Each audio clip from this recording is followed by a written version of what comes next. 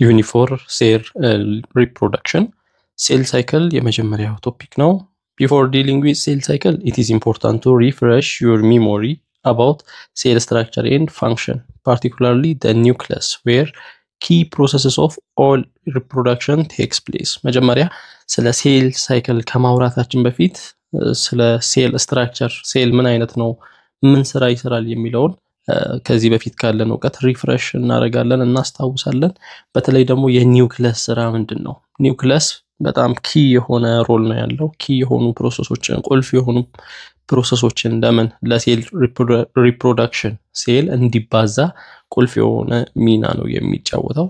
ሶ ያንን አስተውሰን ወደ ሴል ሳይክል እንሄዳለን። the nucleus is the main organelle of cell containing genetic material or ክሮሞዘም። ኒውክለስ ውስጥ ክሮሞዘም አለ ወይንም ጄኔቲክ ማቴሪያል አለ። ፕሮቲን ሲንተሳይዝ እንዲሆን የሚያስችል መረጃ የተቀመጠበት ነው፣ ኢንፎርሜሽን የተቀመጠበት ነው ኒውክለስ። in eukaryotic cells the nucleus is bounded by nuclear membrane። በዩካሪዮቲክ ፕሮካሪዮቲክ እና ዩካሪዮቲክ ሴልስ የሚባሉ አሉ። በዩካሪዮቲክ ሴሎች ውስጥ ኒውክለስ በኒውክለር ሜምብሬን የተሸፈነ ነው።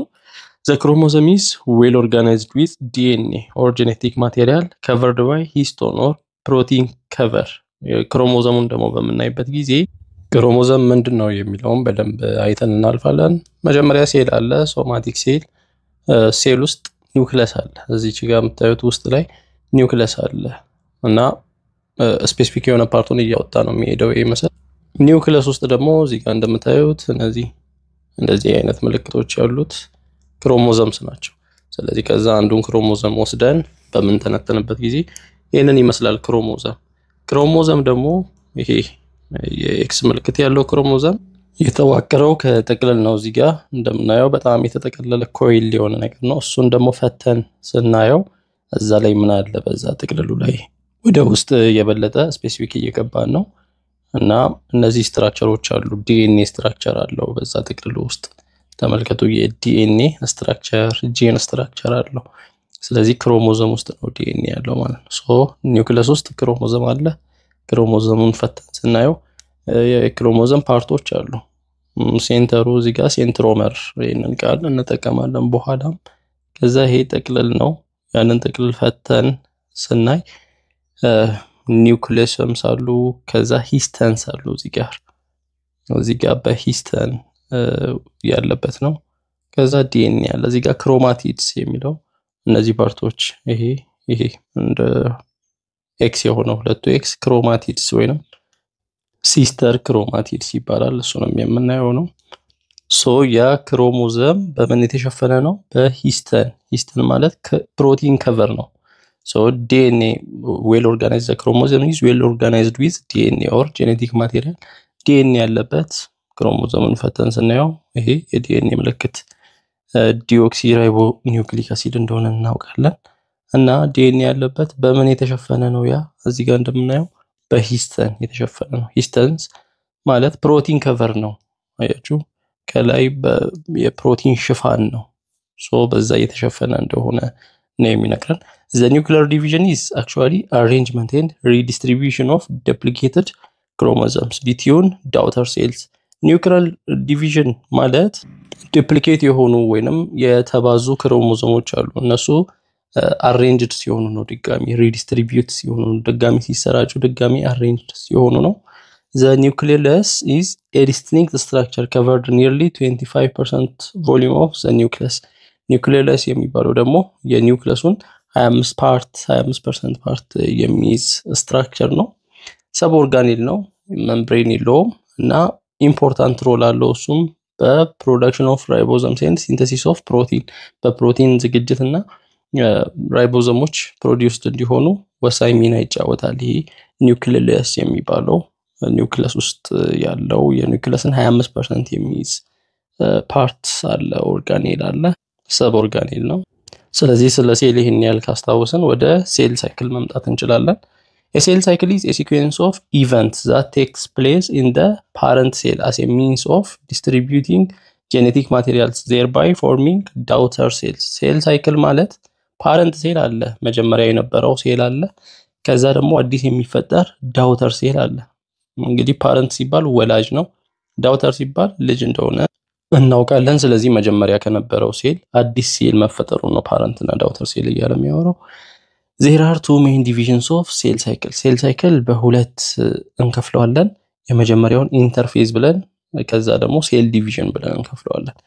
ኢንተርፌዝ is divided into three phases called G1 S and G2 ኢንተርፌዝ በሶስት ፌዞች እንከፍለዋለን። ኢንተርፌዝን ብቻ G1 S እና G2 ብለን G1 ፌዝ ወይንም ፈርስት ጋፕ ነው። ይሄ is the stage of interface ኢንተርፌዝ ውስጥ ያለ ነው። ይሄ እንግዲህ ኢንተርፌዝ አለ፣ ከዛ ደግሞ ሴል ዲቪዥን የሚካሄድበት አለ። ኢንተርፌዝ ውስጥ የመጀመሪያው ፈርስት ስቴጅ ውስጥ ያለው G1 ፌዝ ነው። during this stage cells are quite active metabolically በዚህ ስቴጅ እንግዲህ ስለ ሴል ነው እያወራን ያለው። ሴሉ አክቲቭ ነው ሜታቦሊክ ፕሮሰሶችን ያደርጋል። ሰውነት ውስጥ የሚካሄዱ ፕሮሰሶችን they accumulate the building blocks of chromosomal DNA and the associated proteins as well as store sufficient energy reserves to complete the task of replicating each chromosome in the nucleus. so በዚህ ስቴጅ በጋፕ 1 ላይ ወይንም ፈርስት ጋፕ ላይ ያለው ክሮሞሶማል ዲኤንኤ አለ እዛ ሴል ውስጥ ተቀምጧል። ሴሉ እነዚህን ቢውልድ ያደርጋል፣ አስፈላጊ የሆነ ኤነርጂ ስቶር ያደርጋል። ለምን የሚያስፈልግ ሪፕሊኬት ያደርጋል። እንግዲህ ሴሉ ሪፕሊኬት ሲያደርግ ወይንም ሲባዛ ጉልበት ኤነርጂ ያስፈልገዋል። እነዛ አስፈላጊ የሆኑ ኤነርጂዎች ሁሉ ስቶርድ የሚሆንበት ወይንም sufficient energy ስቶር የሚያደርግበት ፌዝ ነው ይሄ G1 ፌዝ። ክሮሞሶማል ዲኤንኤም እዛ የሚከማችበት ነው። ቀጥሎ ኤስ ፌዝ አለ ሲንተሲስ ኦፍ ዲኤንኤ። ይሄ ዲኤንኤ የሚሰራበት ፌዝ ነው። is the stage of DNA replication DNA ሪፕሊኬት የሚያደርግበት DNA የሚባዛበት ስቴጅ ነው ወይንም DNA የሚዘጋጅበት ስቴጅ ነው ይሄ ኤስ ፌዝ። ቀጥሎ G2 ፌዝ አለ ሰከንድ ጋፕ is the stage where the cell replenishes its energy stores and synthesizes protein necessary for chromosome manipulation and movement ሴሉ ድጋሚ ኤነርጂውን የሚተካበት ነው። ያወጣውን ኤነርጂ እንግዲህ ዲኤንኤ ሪፕሊኬትድ ሆኗል በኤስ ፌዝ ዲኤንኤ ተዘጋጅቷል። ሶ ያንን ያወጣው ኤነርጂ የሚተካበት ነው። በተጨማሪም ደግሞ ያ ክሮሞዞሙ እዛ ሴል ውስጥ ያለው ክሮሞዞሙ እንዲንቀሳቀስ አስፈላጊ የሆነው ፕሮቲን የሚዘጋጅበት ነው። some cell organelles are duplicated during this stage አንዳንድ የሴል ኦርጋኔሎች በዚህ ስቴጅ በG2 ፌዝ ላይ ዱፕሊኬት ይሆናሉ ወይንም ይባዛሉ። cells may continue growing during the G2 phase በG2 ፌዝ ሲጋስና በG2 ፌዝ ሴሉ ማደጉን ሊቀጥል ይችላል ወይንም በሳይዝ ከፍ ይላል። cells make the final preparations before entering into the mitotic phase so በዚህ G2 ፌዝ ምንድነው ወደ ማይቶሲስ ለመግባት ወደ ማይቶቲክ ፌዝ ለመግባት ሴል ዝግጅቱን የሚያጠናቅቅበት ጊዜ ነው። so G1 ፌዝ አለ፣ ቀጥሎ S ፌዝ አለ፣ ቀጥሎ G2 ፌዝ አለ፣ ከዛ ማይቶሲስ ወደ ማይቶሲስ የሚገባበት ሴሉ ዲቫይድ ወደ ማድረግ የሚገባበት ነው። ይሄ ነው ሴል ሳይክል የሚያሳየው። ከዛ the cell division on the other hand ሁለተኛው ፓርት ሴል ዲቪዥን ነው። ሴል ሳይክል ላይ የመጀመሪያው ፓርት ኢንተርፌዝ ነው ብለናል። ሁለተኛው ፓርት ሴል ዲቪዥን ነው። on the other hand includes nuclear division karyokinesis ይሄ ፓርት ምንን ያጠቃልላል? አንደኛ ኒውክሊየር ዲቪዥን ወይንም ኒውክሊየስ ዲቫይድ ይሆናል፣ ሁለት ቦታ ይከፈላል። ይሄ ካሪዮኪኔሲስ ይባላል እና ማይቶሲስ ወይንም ኤም ስቴጅ ይባላል። followed by cytoplasmic division or cytokinesis ኒውክሊየር ሁለት ቦታ ከሆነ በኋላ ከዛ ሳይቶፕላዝም ሁለት ቦታ ይሆናል። ይሄ ሳይቶፕላዝሚክ ዲቪዥን ይባላል ወይንም ሳይቶኪኔሲስ ይካሄዳል። ይሄ ሁለቱም ነገር የሚካሄደው ሴል ዲቪዥን ውስጥ ነው። this ultimately results in two identical daughter cells ይሄም ደግሞ ምን ይሆናል? ሁለት ተመሳሳይ የሆኑ ዳውተር ሴሎች እንዲፈጠሩ ይሆናል። መጀመሪያ ከነበረው ፓረንት ሴል እዚህ ጋር ፓረንት ሴል አለ። በፕሮፌዝ በሜታፌዝ አናፌዝ ቴሎፌዝ አልፎ በሳይቶኪኔሲስ ሁለት የመጀመሪያውን እዚህ ጋር የነበረውን የሚመስሉ ሁለት አይደንቲካል የሆኑ ተመሳሳይ የሆኑ ሁለቱም አይደንቲካል ሴሎች ይፈጠራሉ። ሴል ዲቪዥን ይሄ ነው። ሴል ይከፈላል። each daughter cells grows and starts the cell cycle the mother cell has undergone so እያንዳንዱ ይሄ ደግሞ ይሄ ሴል ለብቻው እንደገና ይሄንን ሳይክል ይቀጥላል ነው። ማዘር ሴሉ መጀመሪያ የነበረው ፓረንት ሴል ያደረገው እና G1 ፌዝ አለ፣ S ፌዝ አለ፣ G2 ፌዝ አለ። እነዚህ G1 S እና G2 ፌዝ ኢንተርፌዝ ውስጥ ነው ያሉት ሶስቱ እና ከዛ ምን አለ ማይቶሲስ አለ እንደዚህ በሰርክል ስናየው ማይቶሲስ እቺን ፓርት ብቻ ነው የሚይዘው ሌላው አብዛኛውን ፓርት የሚይዘው ኢንተርፌዝ ይሄም አሁን G1 ላይ ሴል ግራው የሚያደርግበት ነው S ፌዝ ደግሞ DNA የሚዘጋጅበት ነው G2 ፌዝ ዘ ሰከንድ ጋፕም ሴል ግራው የሚያደርግበት ነው ሶ ዝግጅት ወደ ማይቶሲስ ለመግባት ሴሉ ዲቫይድ እንዲሆን ዝግጅት የሚደረግበት ነው ማይቶሲስ ደግሞ በጣም ወሳኝ ፓርቱ ነው ሴሉ የሚከፈልበት ነው ሶ በዚህ አክቲቪቲ ላይ የሴሉ ምን ያህል ሰዓት ይፈጃል እዚህ ካለው ምስል ተነስተን የትኛው ስቴጅ ምን ያህል ሰዓት ይፈጃል የሚለውን እንድንሰራ ነው የሚፈልገው ሶ ይሄንን የምንሰራው G2 G1 አለ S አለ G2 ፌዞች አሉ ከዛ M እና ይሄንን ሙሉ ሴል ሳይክሉን ለመስራት ለማድረግ 24 hours የሚፈጅ ቢሆን 24 hours የትኛው ላይ ነው ብዙ የሚቆየው እንግዲህ G1 አብዛኛውን ፓርት G1 እንደሚይዝ S እና G2 እንደሚይዝ ኢንተርፌዝ ላይ አብዛኛውን ሰዓት ይቆያል ከዛ ማይቶሲሱ ደግሞ ትንሽ ሰዓት እንደሚወስድ ነው ሶ ይሄንን የምንሰራው እንደዚህ ማስ ላይ እንደዚህ x እና y ኮኦርዲኔት እናደርጋለን ሶ እንደዚህ x እና y አክሲስ ካደረግን ምንድነው የሚያሳየው እያንዳንዱ በዚህ ሳይድ ያለው አንግሉ 90 ዲግሪ ነው የሚያሳየው በዚህ ሳይድ እንደዚህ ያለ ይሄ 90 ዲግሪ ያደርጋል ማለት ነው 90 ከዚህ እስከዚህ 90 ከዚህ እስከዚህ 90 አጠቃላይ 360 ስለሆነ ሰርክሉ አጠቃላይ 360 ነው ስለዚህ 24 hours ማለት በዲግሪ 360 ዲግሪ ይሆናል ሶ እንደዚህ አራት ቦታ ስንከፍል ስንት ሰዓት ይሆናል 360 ለ4 90 ዲግሪ 90 ዲግሪ ስንት ሰዓትን ያሳያል 24 ለ4 6 hours-ን ያሳያል ከዛ ምንድነው የምናደርገው እያንዳንዱን አንግል ነው የምንሰራው አንግል ለምሳሌ ይሄ ከዚህ እስከ እዚህ ነው ማይቶሲስ ያለበት ስለዚህ እቺን አንግል ሜዠር እናደርጋለን ያቺን አንግል ካወቅን ማይቶሲስ ምን ያህል ሰዓት እንደሚፈጅ እናውቃለን ሌላው ደግሞ G1 ፌዝ ምን ያህል ሰዓት ይፈጃል ከተባለ ከዚህ አንደኛ ከዚህ እስከዚህ ያለውን አንግል ማወቅ ሁለተኛ ይሄኛው እዚህ ጋር ኦሬዲ 90 ዲግሪ አለ 90 ዲግሪ ማለት 6 ሰዓት ነው ሶስተኛ እስከዚህ ነው አይደል የሚሄደው ስለዚህ እስከዚህ እቺን አንግል ማወቅ ሶ እነዚህን ሶስቱን አንግል ካወቅን G1 ፌዝ ምን ያህል ሰዓት ይፈጃል የሚለውን ማወቅ እንችላለን S ፌዝ ምን ያህል ሰዓት ይፈጃል የሚለውን ለማወቅ S ፌዝ ከዚህ ጀምሮ እስከዚህ ድረስ ነው ሶ ከዚህ እስከ ሴንተሩ እናሰምራለን እቺን አንግል ማወቅ ነው መስራት ነው በእንደዚህ አይነት መልኩ ሰዓቱን ማወቅ እንችላለን ይሄ ቶታል አንድ ሴል ሳይክል ለመስራት 24 ሰዓት ቢፈጅ ከ24ቱ ስንት ሰዓት G1 ይወስዳል ስንት ሰዓት S ፌዝ ስንት ሰዓት G2 ፌዝ ከዛ ስንቱ ሰዓት ደግሞ M ፌዝ ይወስዳል የሚለው ሶ ማወቅ ያለብን እነዚህ ከዚህ ጀምሮ እስከዚህ ድረስ ያለው እስከ G2 ፌዝ እስካለ ድረስ ያለው ኢንተርፌዝ ይባላል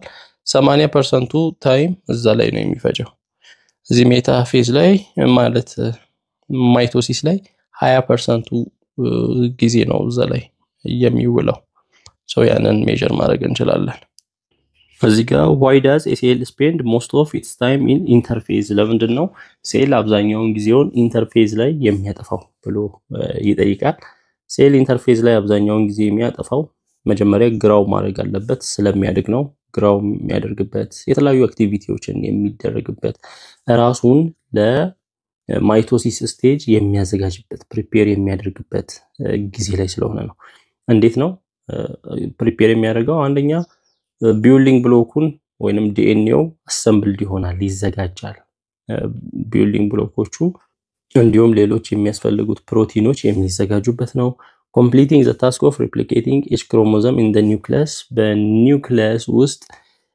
ያሉ እያንዳንዱ ክሮሞሶሞች ሪፕሊኬት ሆነው የሚያልቁበት ስቴጅ ነው ኢንተርፌዝ ስቴጅ ላይ ክሮሞሶሞች አሉ ኖርማል ሴል ውስጥ ያሉ ክሮሞሶሞች አሉ ስለዚህ ወደ ዲቪዥን ሲገባ እነዛ ክሮሞሶሞች መባዛት አለባቸው ሪፕሊኬት መሆን አለባቸው ሁለት ቦታ ሊከፈል ስለሆነ ሁለት ቦታ ሲከፈልም በሁለቱም ሴል ውስጥ ያለው የክሮሞሶም ቁጥር እኩል መሆን አለበት ስለዚህ እዚህ ጋር ያለው የሴል ክሮሞሶም ሁለት እጥፍ መሆን አለበት ምን ለመሆን እነዚህ ሁለቱ ውስጥ እኩል ለመሆን ስለዚህ ያ ክሮሞሶም ሪፕሊኬት የሚሆንበት ስቴጅ ነው synthesizing proteins necessary for chromosome manipulation and movement ክሮሞዞሙ ማኒፑሌት እንዲሆን እንዲንቀሳቀስ የሚያስፈልጉ ፕሮቲኖች ያንን የሚያግዙ ፕሮቲኖች የሚዘጋጁበት ነው። አንዳንድ ኦርጋኔሎች ዱፕሊኬት የሚያደርጉበት ነው።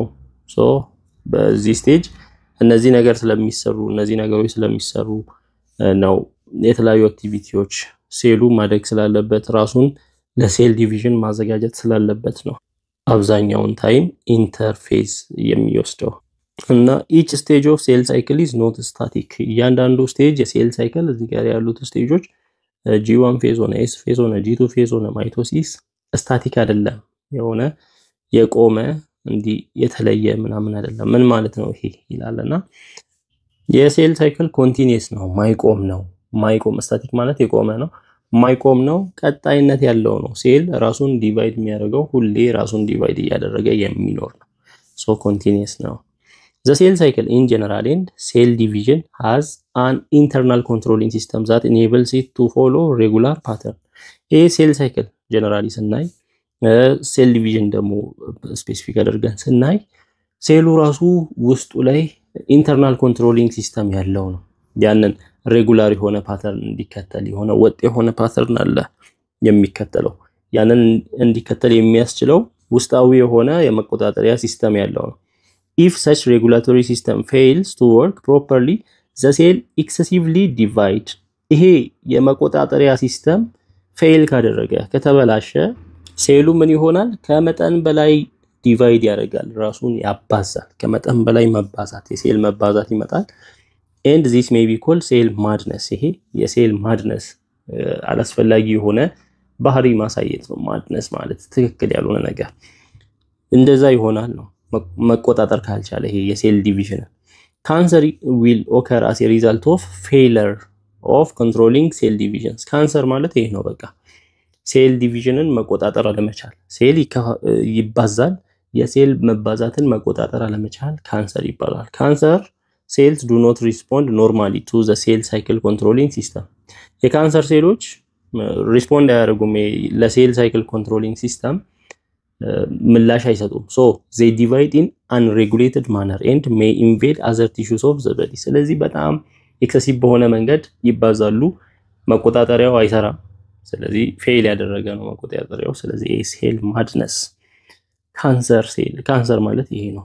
ሴል ከመጠን በላይ ዱፕሊኬት በሚሆንበት ጊዜ so cancer can start when the controlling factors over cell division and cell growth fail። so ይሄ ካንሰር የሚከሰተው ሴል ይባዛል፣ መልቲፕላይድ ይሆናል፣ ዲቫይድ ይሆናል፣ ሴል እየተከፋፈለ ይበዛል እና ሴል ያድጋል። ያንን መቆጣጠር አለበት። ያ ቁጥጥር አለው፣ ሴል ኮንትሮሊንግ ሲስተም አለው። ያ ኮንትሮሊንግ ሲስተሙ ፌል ሲያደርግ መስራት ሲያቆም ነው ካንሰር ተከሰተ የሚባለው።